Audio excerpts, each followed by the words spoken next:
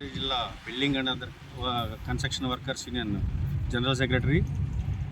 ఈరోజు ఏదైతే మన హైదరాబాద్ యూనివర్సిటీలో ఈ అనుకోని సంఘటన స్లాబ్ కూలింగ్ సంఘటన జరిగిందో ఇది తప్పిదమంతా జేఈది డిఈది మాత్రమే. ఎందుకంటే కింద ఏదైతే సిసి బెడ్ లేకుండా సెంటరింగ్ పెడతాం అది కూడా డబల్ సెంటరింగ్ మూలాన ఏమవుతుందంటే ఒక్క పైపు మన పక్కగా జరిగినా కానీ సెంటరింగ్ మొత్తం కూలే అవకాశాలు ఉన్నాయి.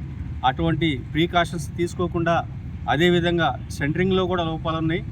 ఏదైతే బార్ బెండింగ్ చేస్తారో దాన్ని వెల్డింగ్ చేయాలి. ఇటువంటి పెద్ద హెవీ కన్స్ట్రక్షన్ అది డిజైను ఫోర్ట్కు అనేది డిజైన్తోనే ఉంటుంది కాబట్టి అది హెవీగా ఉంటుంది.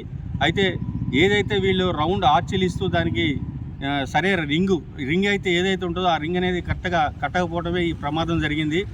అంటే నేను కూడా ఒక వర్కర్నే, నాకు తెలుసు కాబట్టి నేను చెప్తున్నా. ఇక్కడికి వచ్చి అంతా పరిశీలించిన తర్వాత నా ఉన్న అనుభవంతో, ఎందుకంటే నిలువుగా వేసిన పిల్లర్ కూడా వంగిపోయింది. అక్కడ చూస్తే మీరు పిల్లర్ కూడా వంగిపోయింది. అంటే ఇదంతా నాసిరకంగా కట్టారు కాబట్టి అది ఆ విధంగా కూలిపోవడం కూడా జరిగింది. ఏదైనా సెంటరింగ్ కూలితే రాడ్లు అనేవి పైనే వేలాడతాయి. అంటే కాంక్రీట్ అనేది కిందకు వస్తుంది కానీ రాడ్లు అనేది అక్కడే వేలాడతాయి. ఆ రాడ్లు అనేది సరైన బార్ బెండింగ్ చేయకపోవడమే ఇది ప్రమాదం జరిగింది అనేది నా భావన. యాక్చువల్గా ఎవరైతే ఈ కానీ డిఈ కానీ జేఈ కానీ ఉంటారో వాళ్ళు సరిగ్గా దీన్ని పర్యవేక్షించినట్టయితే, ఇది ఆపేసినట్టయితే ఈ కార్మికులకి ఈ ప్రమాదం జరిగి ఉండేది కాదు.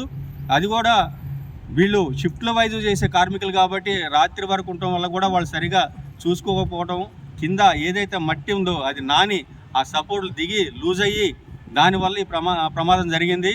కానీ ప్రమాదం జరిగిన కార్మికులకి 1979 చట్ట ప్రకారం వాళ్ళు వలస కార్మికులు కాబట్టి ఆ చట్ట ప్రకారం ఈ ప్రభుత్వం అమలు చేసి వాళ్ళకి ఏదైతే న్యాయం చేయాలని మేము డిమాండ్ చేస్తున్నాం.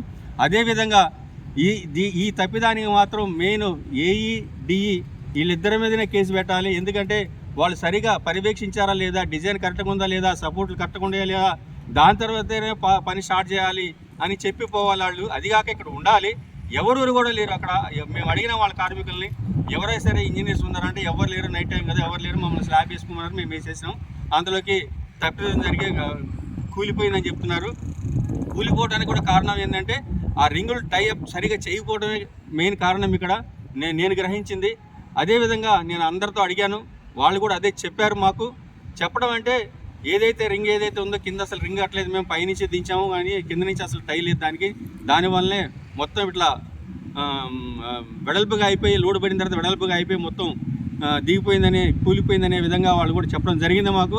కానీ ఇది మొత్తం ఈ వీసీ గారు ఎవరైతే ఉన్నారో వారు వాళ్ళ మీద తగిన చర్యలు తీసుకోవాలని చెప్పి మేము భవన నిర్మాణ కార్మిక సంఘంగా మేము డిమాండ్ చేస్తున్నాం.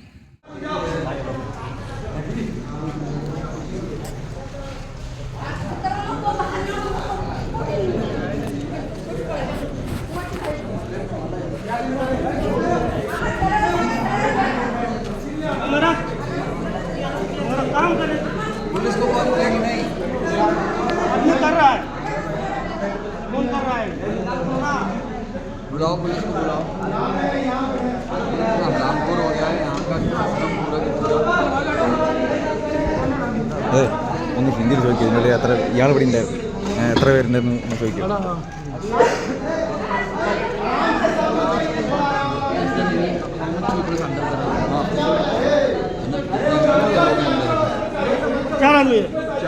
चार पाँच बता रहे हैं. 4 പേരാ? 4 लोग हैं. क्या नाम है?